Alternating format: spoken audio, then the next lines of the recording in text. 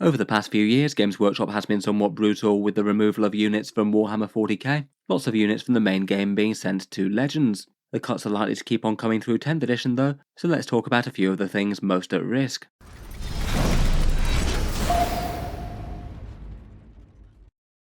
Hello and welcome back to Warspecs Tactics, where today I thought it would be interesting to take a video to talk about the thorny topic of Games Workshop removing models from the mainline game of 40k, with perhaps over the last few years a real big ramp up in the amount of models that don't have rules represented in game anymore for one reason or another.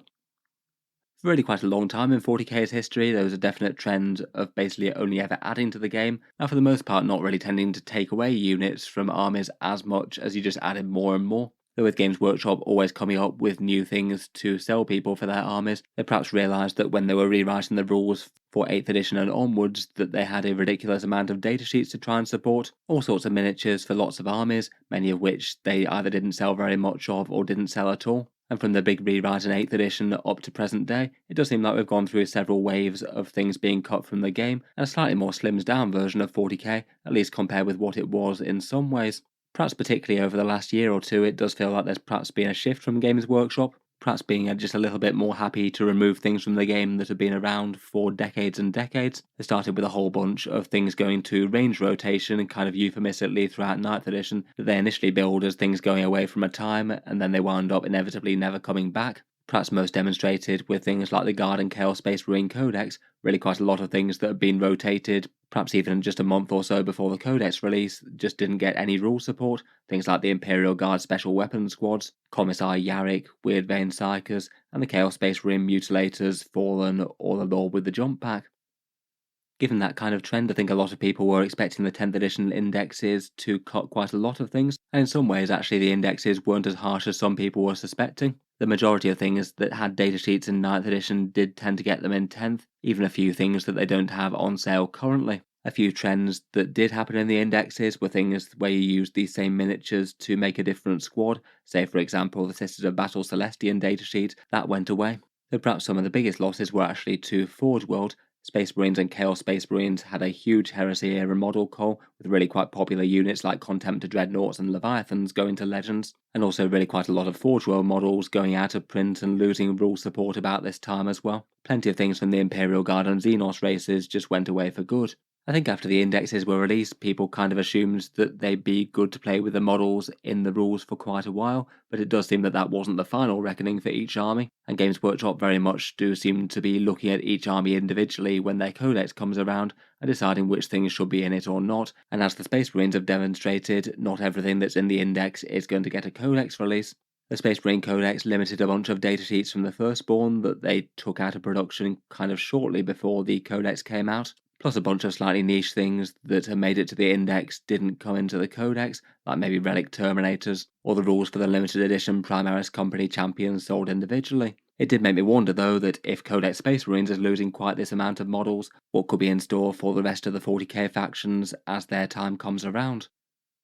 I think it's kind of interesting that there do seem to be quite a lot of motivations with Games Workshop sending these things to Legends. It seems that Games Workshop's eventual vision for 40k in general is just for each army and unit to be represented with plastic kits, and for the unit in the rules to basically exactly match the model that you can build exactly out of the box. To that end, they've been slowly fighting a long battle to phase out their entire Finecast range, the resin that took over from their older metal models. The purge against resin also seems to extend to Forge World as well. It looks like their design philosophy is they'll gradually phase out more and more of the less popular Forge World models for mainstream 40k, and perhaps just leave Forge World eventually only making things that are perhaps bigger than Knight size, things like Titans and a few other super heavies. Quite a lot of units and war gear options have generally fallen foul of no model, no rules, whether it's things like Imperial Guard Special Weapons Squads, which don't have a dedicated box set, or say Chaos Lord equipment options that don't come on the current plastic model that they sell. Finally, it seems that they've perhaps targeted the Space Marine range in particular for trying to slim down a bit,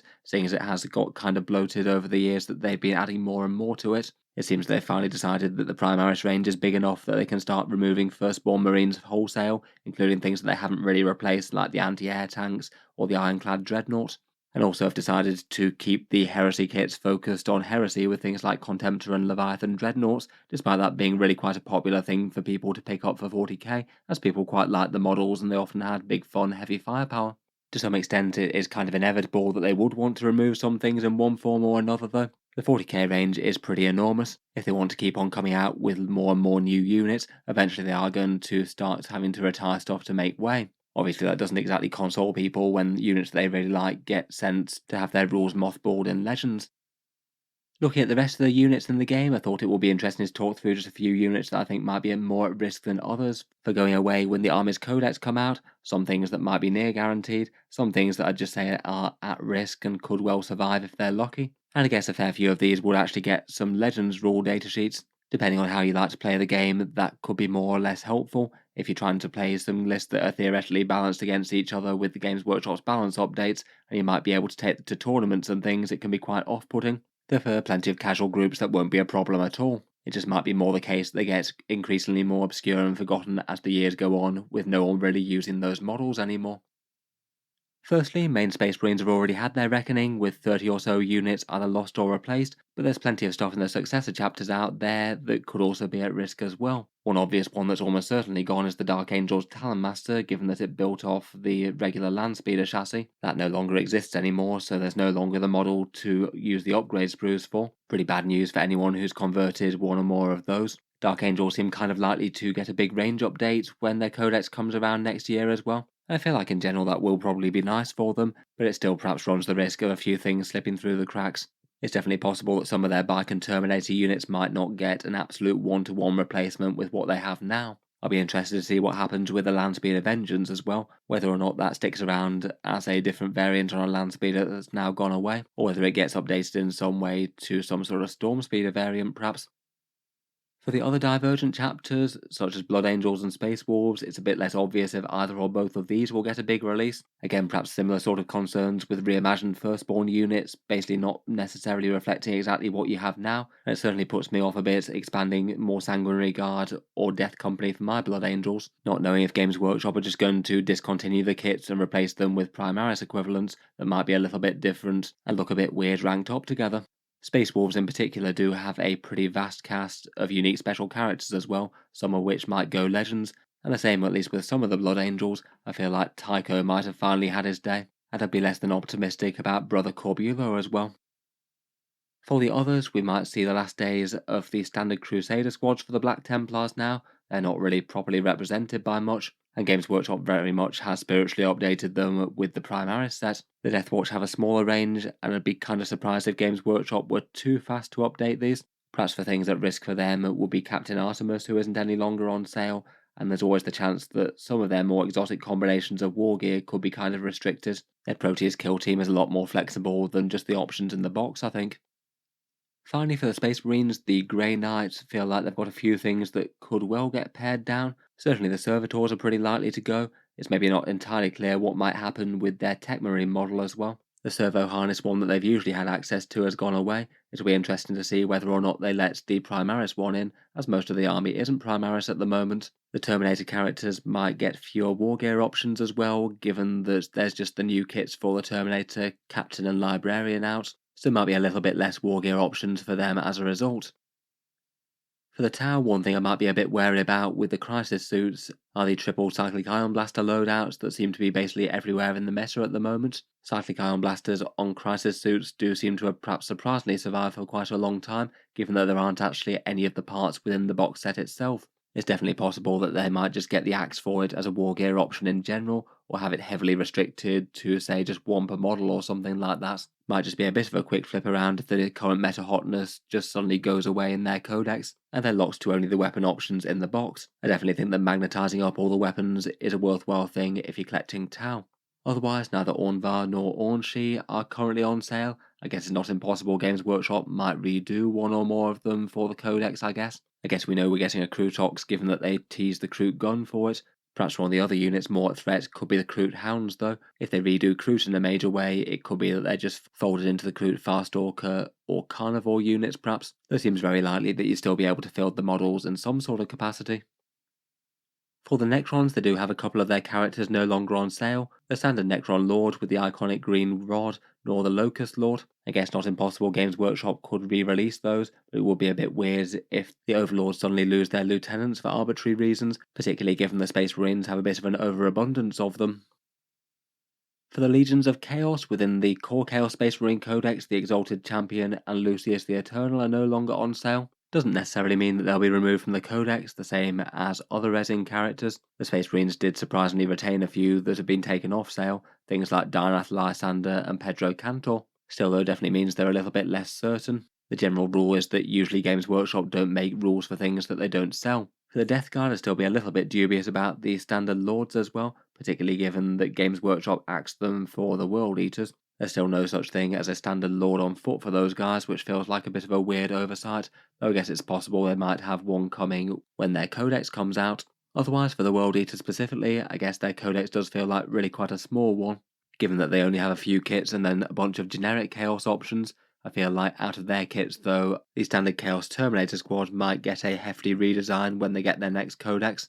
People were kind of suspecting some Red Butcher's Terminators, and it perhaps remains to be seen how close they'll be in nature to the standard Terminator squad. They could be armed with really quite different things like the Death Guard Death Shroud. They just might not be one of the units that you really want to go absolutely all out on if there's a good chance to get new ones in the not too distant future.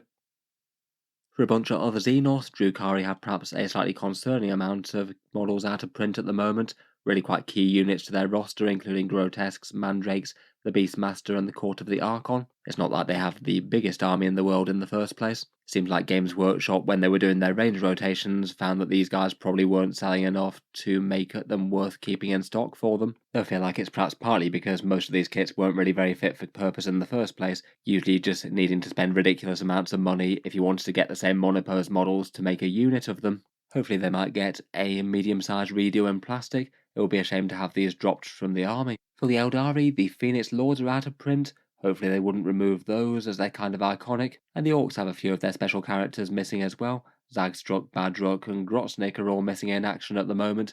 Hopefully they get a Snickrot style redo. Finally, for our last couple of big categories, I feel like Forge World 40k in general has to be at least a little bit nervous given the track record over the past 5 or 10 years or so. All the primary Forge World armies have basically been falling one by one, Elysians and Renegades and Heretics, and now Deathcore being eroded to basically nothing but the Death Rider squad and some characters. And it seems that each year Games Workshop has been taking a few of the Forge World kits that are less well performing in sales wise and taking them out of production. There's still quite a lot of current choices in game. Lots of the medium to bigger guard tanks, the Necron Tesseract arc, Eldari have lots of options, and Tau have some useful ones like the Tetras. The Drukhari have their Tantalus, which I can't imagine sells amazingly well given that it's a niche model for a fairly niche faction, even if it is a fun one. And Orcs have a fair few kits as well, like their Mecha Dreads. It is perhaps a little bit sad seeing these on uncertain ground. It's kind of fun just to have these as a bit of a backdrop for the game. Things that you don't see all the time, but every so often they pop up and are interesting. But it does feel like we're probably just going to go on seeing them gradually being removed bit by bit, with the most popular stuff being the last to go, and maybe having a bit more of a chance of actually getting a plastic remake, maybe like the Death Corps of Krieg Infantry Squad eventually got for 40k. Games Workshop have implied that the Custodians and the Imperial Knights are the most safe units at the moment, with their Cerastus Knights and the fairly big Forge World range for Custodians. It does seem very, very unlikely that Games Workshop would say that they're no longer allowed to be used in 40k, though given their track record with the Horus Heresy at miniature range, it has to make people at least a tiny bit nervous. They were pretty much fully supported and even encouraged as little as a year earlier before they were suddenly no longer allowed in the main game. Finally, perhaps the other really big category would be the rest of the Firstborn Space Marines. The writing has certainly felt like it was on the wall for them for a while now, with the ever-expanding Primaris and getting sort of near analogues of much of the standard Firstborn. In the transition from 9th edition to 10th edition, they've suddenly flipped from being around about half the codex numbers-wise to suddenly being really quite in the minority. I kind of feel like regardless of what Games Workshop say about phasing Firstborn out, it seems fairly likely that they might go. I do remember that they had some interview question answers that said that they weren't planning on retiring them in full, though a few kits might go away, and then suddenly removing 30 Firstborn data sheets from the range. I'd hope for most of them we'll eventually get some pretty near equivalents like Jump Intercessors for the Assault Squad or Outriders for bikes. It's maybe most sad when you don't really get direct replacements for things. Land Speeders do feel quite different to Storm Speeders, I think. I guess that a few things at least will probably be too iconic to remove in full. I guess the Land Raider might get a Terminator-style remake at some stage, and I'm genuinely not sure what they might do with some of the more iconic tanks like Predators, Vindicators and Whirlwinds. I'd hope they'd do a Primaris style remake for Tactical Marines, Devastators and Vanguard Veterans at some stage though. I feel like all of those will be quite sad to lose. I'm sure the majority of the Firstborn range will be good till next edition now they've appeared in the Space Marine Codex. If they play it like 9th edition, it might be slightly less likely to see 2 Space Marine Codexes within one edition, but you never know. Whenever a new book or a new edition does come out though, I feel like more of these guys are going to go away. Anyway, let me know your thoughts about the models that might well be on the on danger list for Warhammer 40k at the moment. I'm sure there'll be plenty more that I've missed here that could perhaps do with a shout out, so feel free to let me know down in the comments if there is anything that I've not thought of. I think it's unlikely that Games Workshop would do anything different from the way that they have been doing things at the moment, just maybe giving us some soft clues when things are not as encouraged as others. I guess it's just perhaps not really very in their interest to just announce that the model won't be supported in a year, otherwise they're not going to really sell any more of those kits, besides a few people who just really like the models and want them before they're gone. It'd definitely be nice if they could figure out some way of having us be a little bit more certain about which models will be supported into the far future, as it could definitely save some uncertainty for people holding off buying some of these things if they are indeed going to stick around for quite a long time, and maybe save a few people from the feels bad of picking up some things just before they go out of print, like maybe the Chaos Space Marine Jump Pack Lord, or plenty of the Firstborn models that really had a very short turnaround between going out of production and then suddenly being removed from the rules as well. In any case, let me know your thoughts down in the comments below. I'll look forward to having a read as always, and feel free to subscribe to Auspex Tactics if you'd like to see more like this. I do try and keep the 40k discussions coming with new videos around about every day. Finally, if you have been enjoying all the videos on the channel, I would just like to mention that Auspex Tactics does have a Patreon page as well, and you can find that linked in the video description if you'd like to help support. Channel patrons do get a fair few advantages, seeing certain videos early, regular votes to see what sort of things come next on the channel, and automatic entry into the regular prize giveaways with a chance to win some big model kits each month. If any of that sounds good to you, or you'd just like to help support, the link is down in the video description. In any case, a massive thank you for listening, and I'll hope to see you guys next time.